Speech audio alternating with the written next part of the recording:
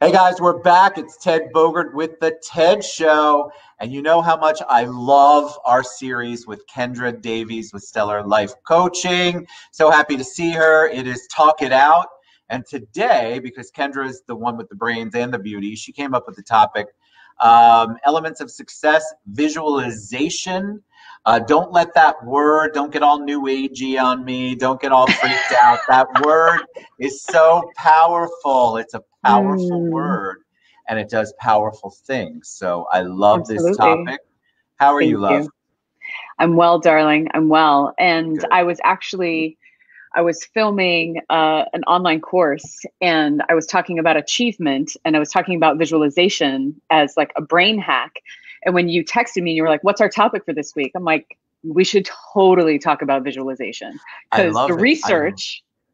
the research behind it is actually, I think, what people probably don't have. You know what I mean? Like, Well, I for think it's all those of us hokey, who right? believe, yeah, for those of us They who think it's believe. hokey. They think Mhm. um, they think it's new age. I think I use that word. I think people just don't realize that there is so much power in it. I've done it. I've been doing it since college. And I think Mm, there's so much power. And I think a lot of people also get caught up in, just like they do if you're a prayer or meditation person, you think you have to do it a certain way or it's not the mm, right way. And so you don't even begin to yeah, try to do it. So yeah. give us your 411 on visualization.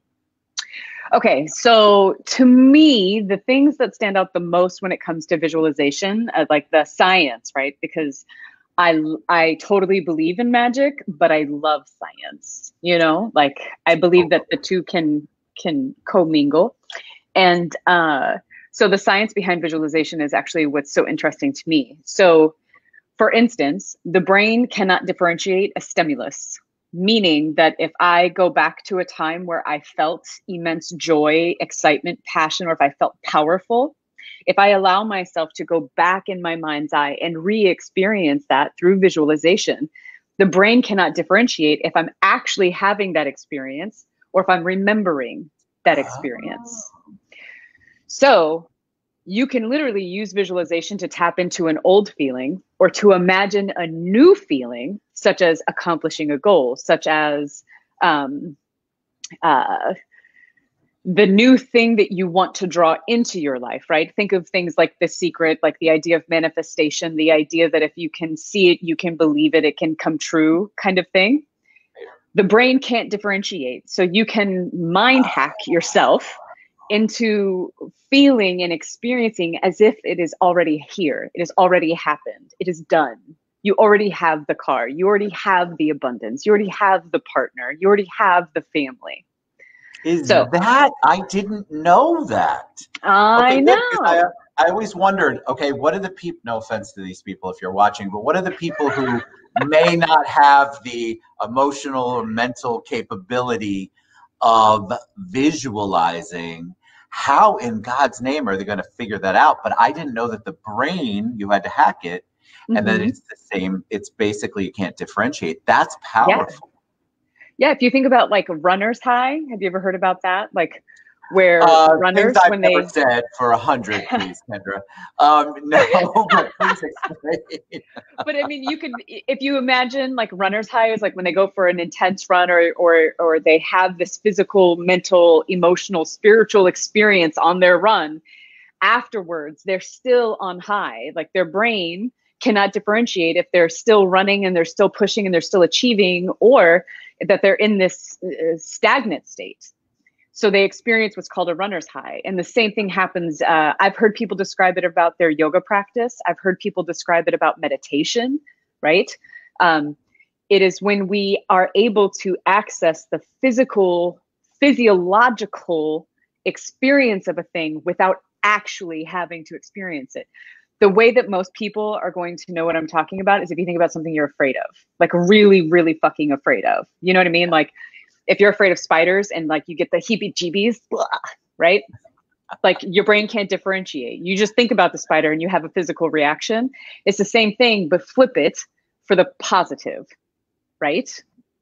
You Yes. flip it for the positive. Now, Fascinating. research number 2 that just like for my non-believers, for the people who are like, no, that's not going to work. We got research studies. So Bishop University did a study, and they found with athletes, yes, football players, soccer players, rugby players, they put them in 3 different groups. The first group had a physical workout to strengthen their hip flexors, right? For 2 weeks, and every day they upped the weight 5 pounds. Ready? Group number 2 only visualized themselves doing the workout. Group 3 did neither. Yes? Yeah, okay. The group I love that actually had group number 1 that actually had the physical workout where they upped the weight every day, for 2 weeks, they increased their hip flexor strength by 28%.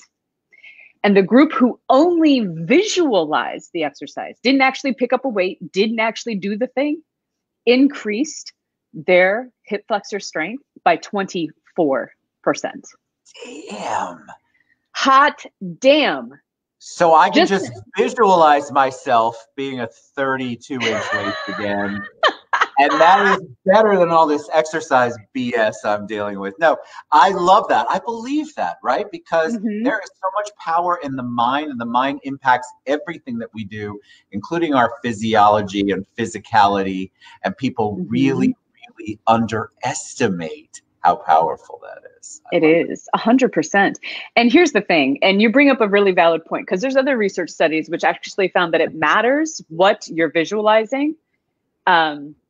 Like for instance, for an obese group, what they found is that those who would visualize themselves being thinner, they didn't actually lose weight, but those who visualized themselves through the process of losing weight, they envisioned themselves eating vegetables that they didn't normally eat. They envisioned themselves exercising or committing to that routine of walking for 45 minutes every day. For the folks who focused on the process, not the outcome. Right. That was the deciding difference. Fascinating. So they focused on the process instead of the end result. So they visualize their process. I think that's important, but why do you think that that is more powerful than visualizing the end result? Because in order to get from point A to point B, it's not going to be linear, right? So like for me in my coaching practice, I use visualization a lot. Like if you know me, then I use visualization in my workshops, in my online stuff, like anywhere I am, I do visualization. But I think that what matters in this particular research is the fact that obstacles are going to come up. And if I only visualize myself on Oprah with my millions and not overcoming my obstacles, overcoming my writer's block, overcoming the challenges that come with me getting to Oprah and my millions, if I don't visualize that process, then those obstacles will get me. I cannot just focus on the end goal. I can't just think I'm going to be skinny, right? I have to visualize myself enjoying fucking cauliflower. You know, like I have to get pumped up about searching for new recipes and cutting out carbs and like the visualization is one of those things where if you can visualize yourself doing it enough and frequently, right? Then what happens is you trick your brain into believing that it's already there. I've already overcome this hurdle. Okay. I didn't have to get to the point where I'm choosing between cauliflowers and cookies because I did it here and I already chose cauliflower. I don't have the same amount of mental distress when I'm put in front of my writer's block, if I'm writing my book, or that fear of walking in for that audition or whatever the case might be. I love that. I think it's interesting because I think a lot of people, mindset to me is everything. And so what people do is the opposite of visualizing the positive. They visualize the negative. Oh, yeah. And so why do you think, guys, that your shit is always crazy or challenging? If you're constantly focusing on and visualizing failure, rejection, bad news, then I don't know how you would ever expect a positive outcome. Yeah. And, you know, and we've talked about the Tetris effect before, right? Where, you know, the college kids who played video games, and then when they looked out in the world, they saw Tetris everywhere. Like if they could fold the skyline on itself, they would make a perfect line, right? Or in the cereal aisle, if they could turn the Wheaties on their side, it would make a perfect line like in Tetris. Whatever we focus on in our minds is what we're going to see. So I don't have any judgment or shame for my negative Nancy's, right? Because I believe that there are some parts of us that are meant to be discerning and telling us which is right, which is good for us, what, etc. However, if you really look at the research behind achievement, behind goals, behind success, it's not the people who could completely see and predict all of the failures and workarounds for them. It's the people who saw themselves overcoming in order to get to the achievement. Yeah. If we focus on what we don't want, then you're only going to continue to get more of what you don't want. Say that again, because that is so powerful. That is so powerful. That is the one thing I took from The Secret or anything else I've ever read. Mm-hmm. Say that again, because I think people misunderstand or don't understand how positive or how powerful that is. If you focus on what you don't want, that is all you're going to continue to get. I don't want them to leave. I don't want to get divorced. I don't want to not get this job. I don't want to not get this raise. I don't. Like, shift all of that language. I want a loving and healthy relationship, right? This person chooses me. I choose this person. I am deserving of a raise. Yes. I've put in the work necessary to earn a raise. The raise is coming to me. And like, we shift our mind. And now, don't get me wrong. It's not, I don't necessarily believe that manifestation is the end all be all. I believe that there is actual like work. Yeah. Like at the end of the day, you visualize yourself eating cauliflower and not the cookie, but then you actually have to eat the cauliflower and not the cookie in order to get the results, right? Sad reality, but yeah. So there is an element of actual work behind this. But if you really, really think about, and I don't like living in the weight loss example too much, but I mean, it's just a perfect example of how we end up setting these arbitrary goals or ideas for ourselves. I just want to lose 15 pounds or 50 pounds, 100 pounds. But at the end of the day, I have a client who his goal, instead of losing weight, and he's very much overweight, his goal was, I want to live, not just not die. Wow. And when you shift that perspective, if you don't want to just not die, you want to go for longer walks. You want to eat a big ass salad and feel good in your body, right? You want to take your fucking vitamins and supplements because you're over 50 and your eyes are going to shit. You know what I mean? Like, I don't know what you're talking about, Kendra. You want to take better care of yourself because the shift isn't, I want to lose weight. It's that I want to live. I want to feel alive. And if I visualize myself feeling alive, what am I going to imagine? For me personally, I'm going to imagine myself dancing. Yes. I'm going to be physical. I'm going to be breaking a sweat. I'm going to be in the moment. I'm going to be mindful. I'm going to be present. Man, if that's my focus, everything else falls into place. Why is that so hard for people to shift the focus from the negative? Is it because we are conditioned to look at the worst case scenario? Like, I know people that I don't hang out with anymore because everything is doomsday. And then when they say, well, my relationships are a failure, I have no money, I have no goals, everything's bad, all I can think about was, well, crap, you spoke that into existence. I don't know how it could be good. But yet that is a more comfortable way for people, I feel like, because then they know what the worst case scenario is and they don't want to be surprised almost. But I feel like what can people do? What if I have somebody who's watching or listening and we have someone and they want to make the shift, but they hear your language and my language. And honestly, I'm going to tell you, it sounds hokey sometimes, the stuff that we say. But what can they do? What's a first or second step that they can do to just make an initial shift? Remember, guys, that initial shift is the biggest step you're going to take, because you finally are taking control of where you want to be rather than letting everything else define where you want to be. Okay, so two things. One, as human beings, we have an inherent negativity bias. We are naturally drawn to negative things. Like if you think about it from an evolutionary perspective, we're going to remember threats and dangers immediately, because back in, you know, when our ancestors were killing saber-toothed tigers with sticks and shit. And I could see without glasses, yes. They needed to be able to remember, this is the dangerous place. This person is bad, right? A disagreement could end in death. So we want to stay away from the hot-tempered people. We have this natural tendency to file away the negative experiences.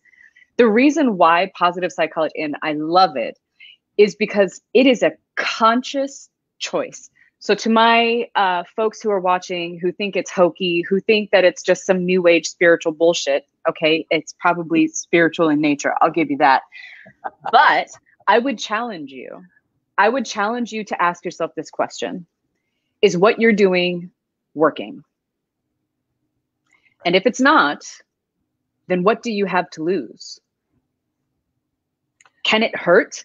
Can it hurt if you choose to sit down for 5 minutes, close your eyes, and ask yourself to visualize a moment of joy in your life? Any moment. You can go back as far as you need to. And let's be real, the brain can't differentiate the stimulus. So if you only think about a moment of joy that you saw in a video or a movie, and you really allow yourself to have that experience, like be mindful, pay attention. What does joy feel like in your body? How does your heart change, right? Like I cry for everything. So I tend to cry, my heart starts to race, right? Like, but it also has this, everything becomes brighter, right? Like the sun becomes brighter, the blues are brighter, the greens are brighter, like colors are vibrant.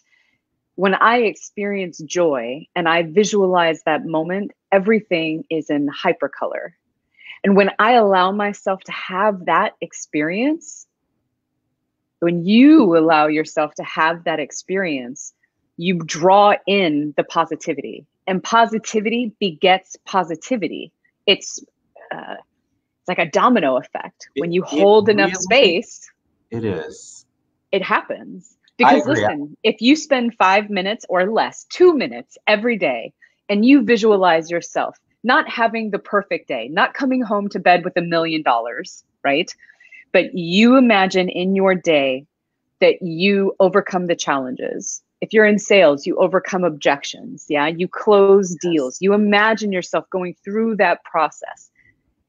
You are going to feel better. It is a mind hack, because even when you get the objection, you're still going to feel the stress, right, of being told no.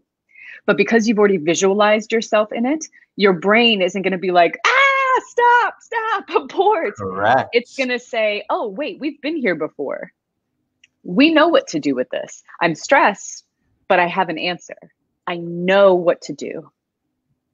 I think people like to, I take that back. I think people, because the unknown and trying new things seems to be a challenge for a lot of people, I feel like living in and wading in the mud and the muck is easier than trying to put something positive out there. It goes back to the known versus the unknown. But I think that people, like, for example, the visualization that I do, like as I'm listening to you, of course, I thought of, okay, I don't want that freaking cauliflower on any, no, I don't want all your pizza crusts, people. Stop with the recipes. But if I can visualize what I know, not what somebody else is telling me I should visualize, you can take suggestions, but I think you are the best person to know what makes you, what moves you, what makes you emote, what is important to you.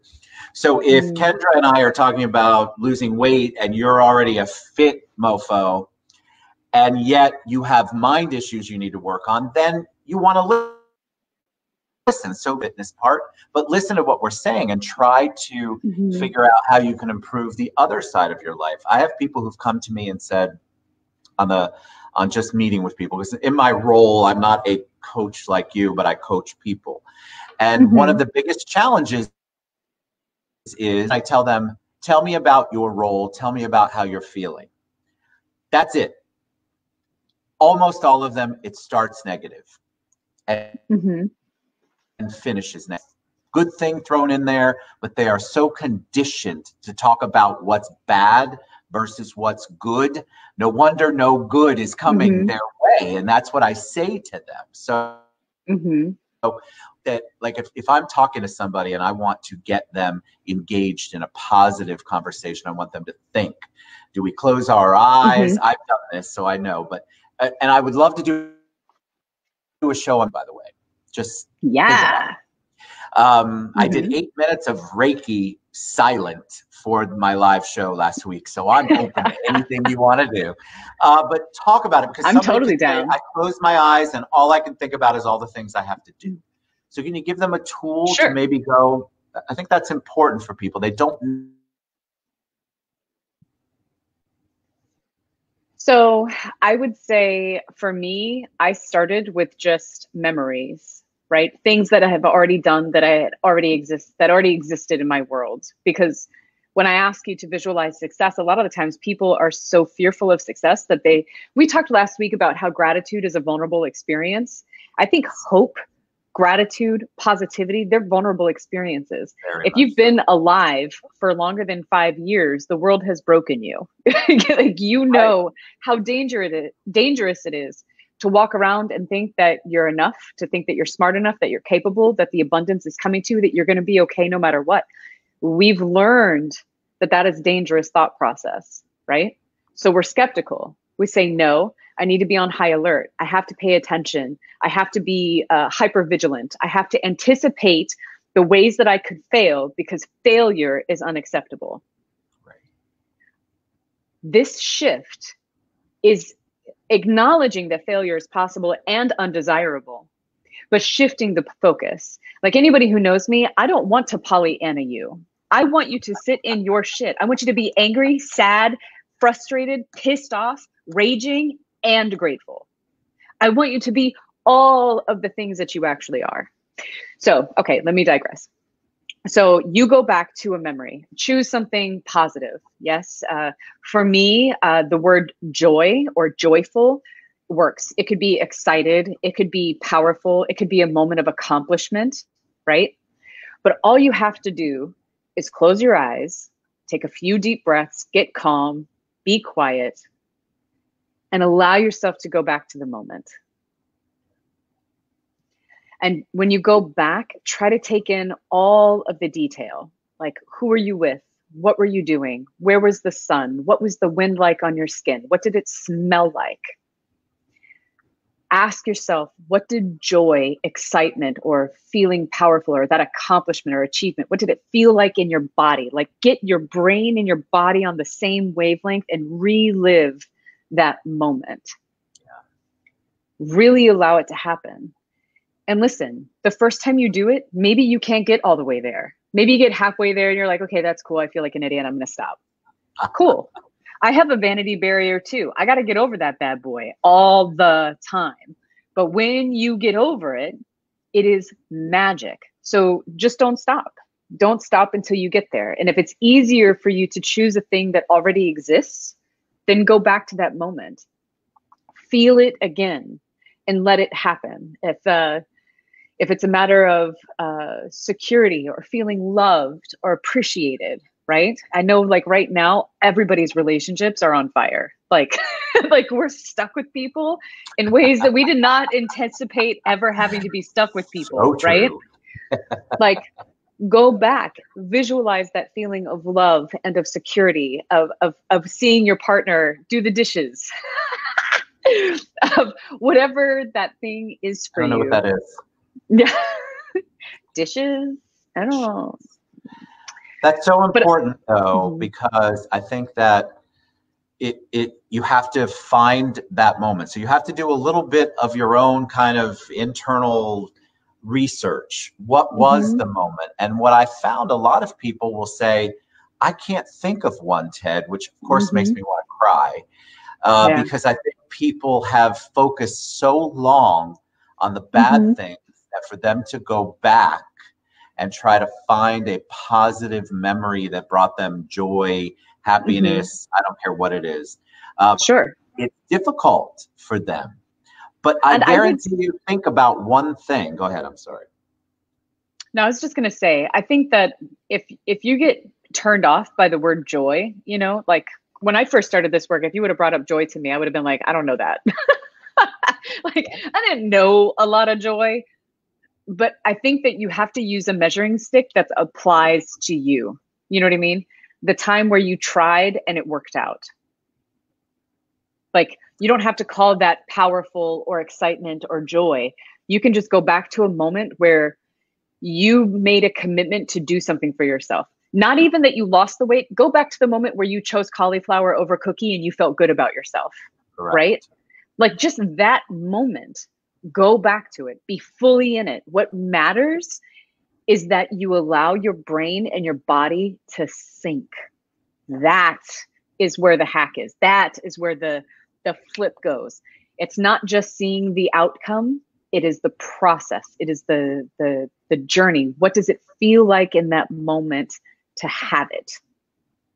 I love that. I think I do. I love visualization because of that, and the power and the focus takes it off of the negative, which is what you're normally, people just tend to focus on the negative. For me, like I can go back to a memory of a movie that made me happy. If that's really where you have to start, like you watched XYZ movie and that brought you joy or happiness.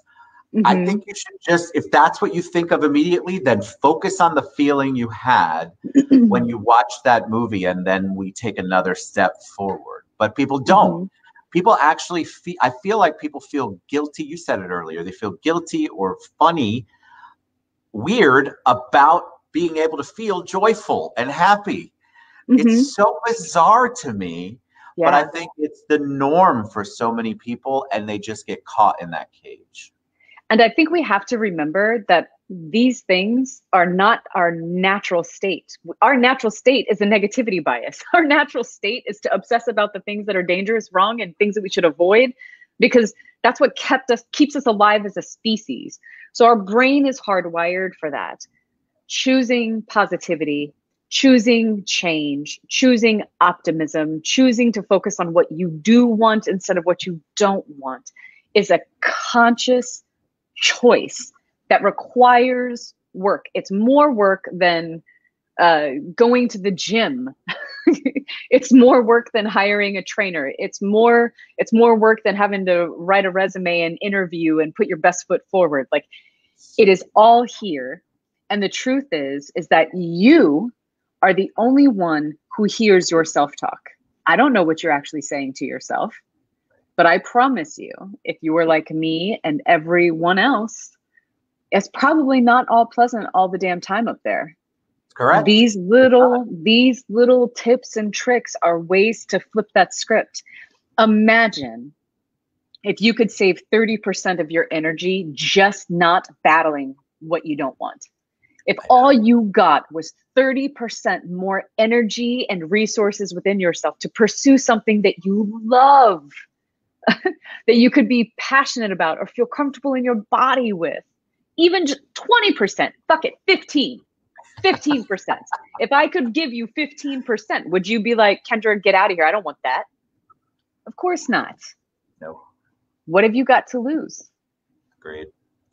All right. That was awesome. I think that we should do, maybe, I'm not putting you on the spot. You can, give me a hard time later, but I think a visualization session, remote would be amazing, because I think I usually drool during mine because I'm in such a state. I won't do that live though, but I would love to have you on. All right. So best way for them to reach you is stellarlifecoaching.com. Yep. All right, you can also message me on Facebook. You can reach out anytime. You got to reach out, guys. This is what you get when you get Kendra Davies from Stellar Life Coaching. I love you to pieces. Thank you so much for coming on the show and talking about this. We will see you guys. Can I do that? Yeah. Next, it's terrible. Next week I'm going to visualize myself something. I don't know what. Maybe another cocktail at this point in the day. But I want you guys Enjoy. to take it seriously because it can be life-changing. It is life-changing. So please think about it. Reach out to Kendra. If you can't reach her, reach out to me and I'll put you in touch with her. And we will see you guys next. We're shifting. We're not Wednesdays at 4 anymore because of my crazy schedule. We're shifting to Tuesdays at 4 or 3. 4. Oh, good. Whatever you said, yes. And I'm visualizing not having to move that. Thank you so much for all you do. We appreciate you. Of course. Thanks, all right, guys. Have a great day. You guys have a good one. We love you guys. Bye, everybody.